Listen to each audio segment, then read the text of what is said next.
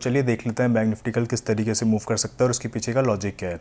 Bank Nifty ने आज बहुत ही शानदार क्लोजिंग दी है एक ऊपर की तरफ। तो यहाँ पर है क्या, सिर्फ और सिर्फ बायर आए होंगे मार्केट के अंदर, और जितने भी यहाँ पे सेलर ट्राई कर रहे थे एंड में मार्केट ने उन सबको निकाल दिया। तो अब बैंक निफ्टी ने यहाँ पे क्लोजिंग दी है 55,166 के आसपास। तो बैंक निफ्टी कल कैसे मूव कर सकता है वो देख लेते हैं यहाँ पे। तो बैंक निफ्टी आप देखोगे यहाँ पे 15 मिनट के टाइम फ्रेम पे यहाँ पे एक पिन बार कैंडल छोड़ा है। इस पिन बार का मतलब है कि यहाँ पे डेफिनेटली इस पिन बार के नीचे बायर्स के स्टॉप लॉस पेंडिंग होंगे। तो अगर बैंक निफ्टी कल गैप अप खुलता है तो हम एक सेलिंग साइड का सेटअप आइडेंटिफाई करने की कोशिश कर सकते हैं, जिसके अंदर हम यहाँ पर जितने भी इस पिन के नीचे स्टॉप लॉसेस होंगे बायर्स के, उनको टारगेट करने का पूरा प्लान बनाया जा सकता है।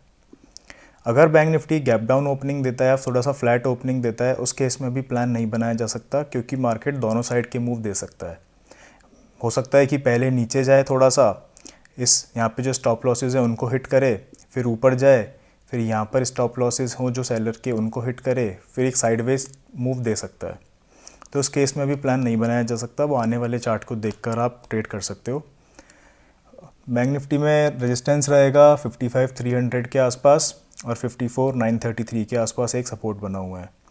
निफ्टी 50 के चार्ट को देख लेते हैं। निफ्टी 50 ने भी एक बहुत शानदार अपसाइड का क्लोज करा है।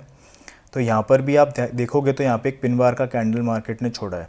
तो इसके नीचे डेफिनेटली इस रैली के अंदर जो मिस हो गया होगा वो इस पिन बार को देखकर ज़रूर यहाँ पे बैठा होगा।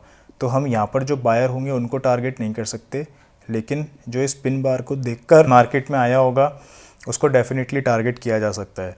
तो गैप अप के केस में हम एक सेलिंग साइड का सेटअप आइडेंटिफाई करने की कोशिश करेंगे, और अगर मार्केट एक इस कैंडल के नीचे की तरफ क्लोज ओपनिंग देता है यहाँ पे, तो उस केस के अंदर मे बी मार्केट थोड़ा सा ऊपर जाके फिर एक सेलिंग साइड का सेटअप आइडेंटिफाई किया जा सकता है उस केस में भी। निफ्टी ने 25,320 के आसपास एक रेजिस्टेंस बना रखा है और 25,140 के आसपास एक सपोर्ट है।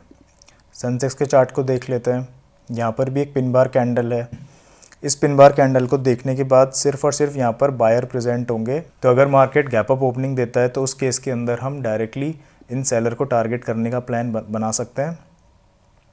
और अगर मार्केट थोड़ा सा फ्लैट ओपनिंग देता है इसके अंदर और फिर ऊपर की तरफ एक बार जाता है, तो उस केस के अंदर भी सेलिंग साइड का सेटअप आइडेंटिफाई करने की कोशिश की जा सकती है।